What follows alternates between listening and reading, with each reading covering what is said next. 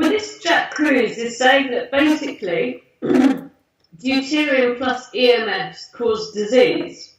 And obviously he thinks deuterium's meant to be here because babies need it for growth. He's like, well, it's natural, it's here, but because of EMFs, that's what's killing it. But I mean, he knows that there's a them and an us, and he knows that it's deliberate as such. But that's the thing. What do they get? Who does he say them is? I know that them is this kind of hazy, vaguey cloud. It's like the iCloud. Where is it? It's going to the cloud, right? I mean, you know, this entity. Some people think it's the government, then it's the secret government, then it's the aliens, then you know it goes on up the tiers, doesn't it? As people think they. Oh, how very Anunnaki. But what he was saying that basically EMFs, you know, we shouldn't be around them at all, and 5G and all the mobile stuff is, you know, going to kill us all. Like he's saying that that's okay. So let's talk about 5G, because you know how I feel about 5G. Yes. I laugh how everybody now is 5G. It's been here for a while, people. Yeah, that surprised me when you told me that. Oh, come on. I know. That's probably what deuterium was. Fucking the 5. Yeah. Do you know what I mean?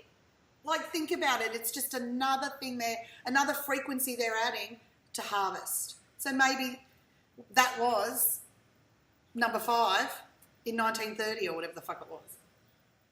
Yeah. You know what I mean? Like G5 or whatever they call it. No, seriously, it's a distraction. Someone was saying that 5G is the 5th dimension or something. Oh. Yeah, that's a good spin. Did Archangel Michael tell them? Probably.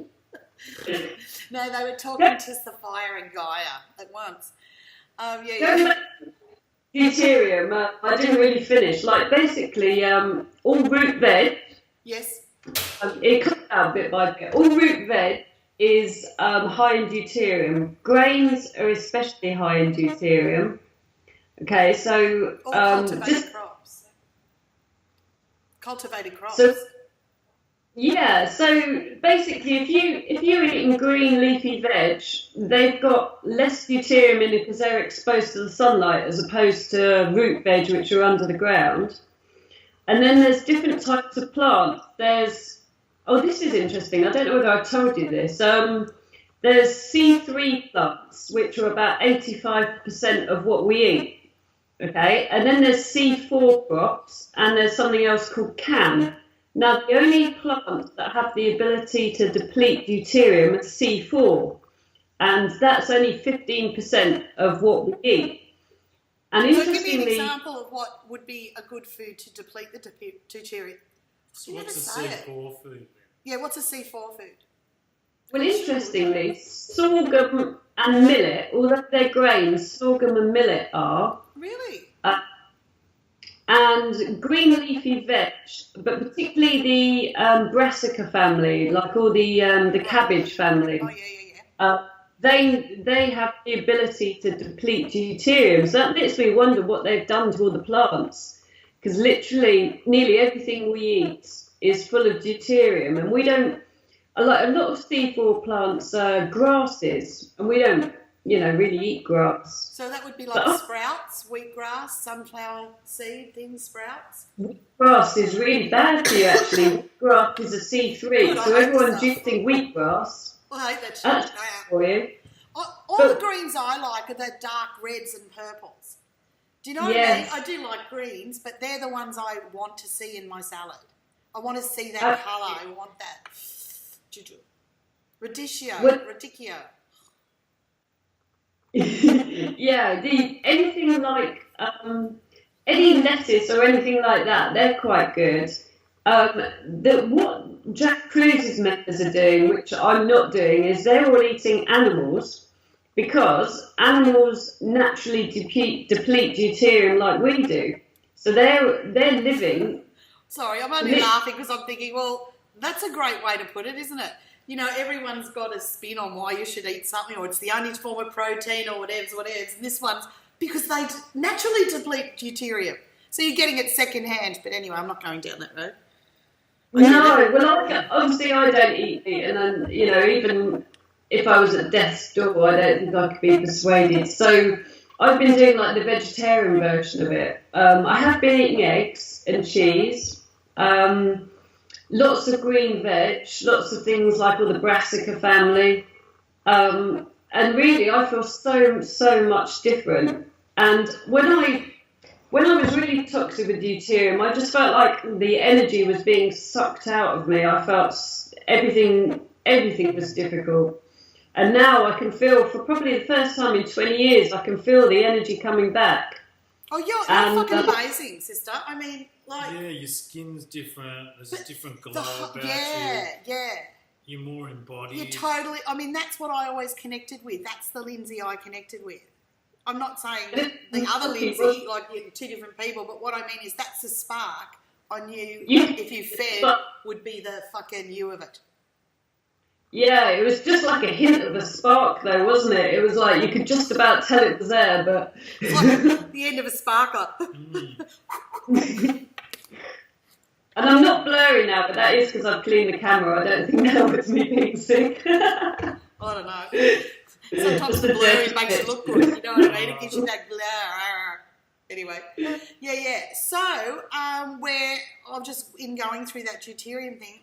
Johnny today was saying that when I talked about he talked to me about the electro thing. I said, I'm going to talk to Lindsay about that. Why don't you come on and have a chat, right? Yes. He said that one of the best ones is raw dairy, and you were just saying about, you know, for the depletion.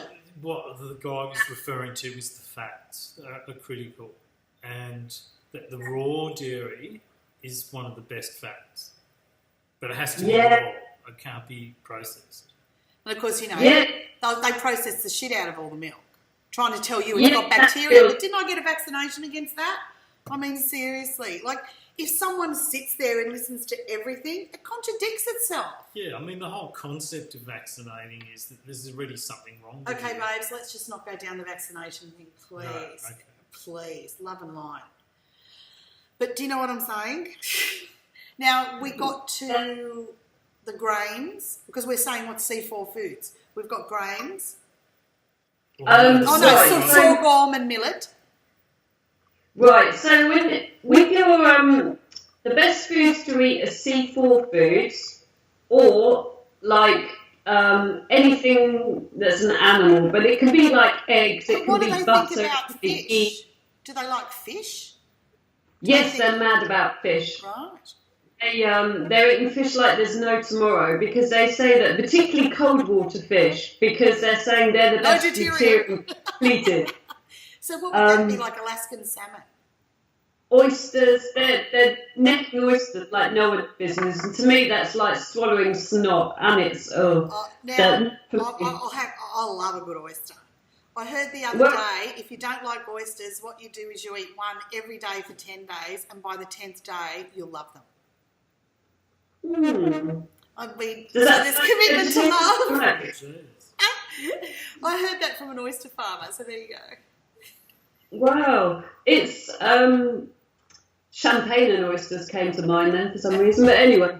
Valentine's Day. There's supposedly other forms of toxic residues in the water that the fish Sure, live but in. these wild Alaskan salmon, for instance, the idea is that they've depleted the deuterium and the waters are so pure that you're getting the best, you know, we're not like, you know, commercial fishing off Thailand. That's bad. Well, that comes back to John found. Do you remember, like, you found that I had a problem with glutathione, that I wasn't producing enough? Yeah. That's what EMF do, because this comes back to the detox. That crew said you can eat anything, live in any environment. If you're chemically sensitive, like I was, and mold sensitive, and you're reacting to things that your body should be able to deal with, you discovered that's a lack of glutathione, and basically EMFs lower your cellular conductivity, which stops you producing glutathione and enzymes, and just about, you know, it stops your body working. So what he's saying is, don't worry about the odd toxin, because if you're doing the right things, which is following the natural light cycles by getting outside every day, not overusing central heating. Oh, and you're meant to eat while it's light as well. What does he say? When Mother Nature's kitchen is open, when there's infrared light, when it's dark, you shouldn't eat because your body can't get the electrons from the food. That's so, interesting, isn't it? I mean, I always knew it from the liver thing. You know, they'd say, oh, the liver doesn't work after dark or some bullshit like that. But you know, this is the thing. Everyone will have their truth. How they get there, it's interesting. Yeah. Well, I like that idea. I was the for eating at the end of the day, like because I was having too much blue light exposure, my circadian rhythm was all screwed. So I'd go to bed at 3 a.m, waking up really late, didn't feel hungry, and then I'd eat all my food at the end of the day when it was bloody dark. And make sure it was the root vegetables with the packet of chips and Cadbury dairy milk. Fucking, I can't keep bagging Cadbury. They're just the one that I know. But, you know, the chocolate and all the things that we're told are a great meal. No, think about it. Entree. And everybody has dinner, you know, a sexy times like 9 o'clock. I'll meet you for a date at 9 o'clock. You know, no one ever says 4:30. Let's get fucking packing before we get right. It's the early bird. This is why I'm struggling to catch up on work, because what I'm doing is I'm trying not to use any artificial light. I mean, obviously I am at the moment, but what I'm trying to do is get up at sunrise, go outside and just, you know, so my body knows what time of bloody day it is. Then I go and eat, and How do you get up at sunrise? What gets you up? I wake naturally now. Right, yeah, cool.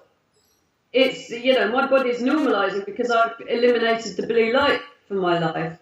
So now I feel hungry in the morning, so I'll eat within an hour of sunrise, mostly, and then eat sort of within an hour of sunset. And because I'm eating high fat, I don't need lunch and I don't feel hungry, I don't crave snacks.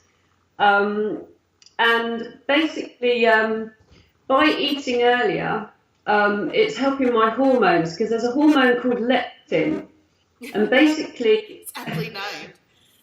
There's leptin and lectin. It's all really confusing, but this leptin hormone, apparently your insulin has to go down low enough so that insulin blocks leptin. Okay, so if you've eaten a massive meal late at night followed by a big dessert, your insulin's going to be too high.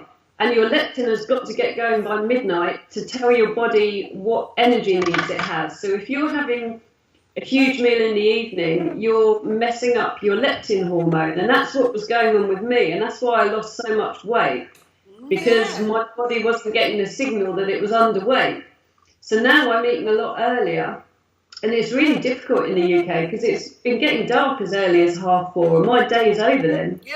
I mean, I don't go to bed at 4:30, obviously, but I've had, you know, I've been having done everything. You've got to have done all your retail, all that stuff. Do you know what I mean? Yeah. So I get what you're saying.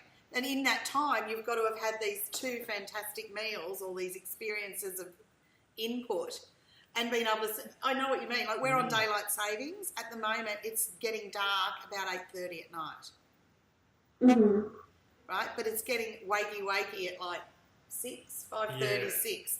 And I'm like you. I wait to the dawn, and you know, it's like I'll get lots of work done in the summer, but in the winter, like, the days are so bloody short now. I'm following the natural light cycles, but that's why I've put on weight, because I've stopped eating big meals late at night.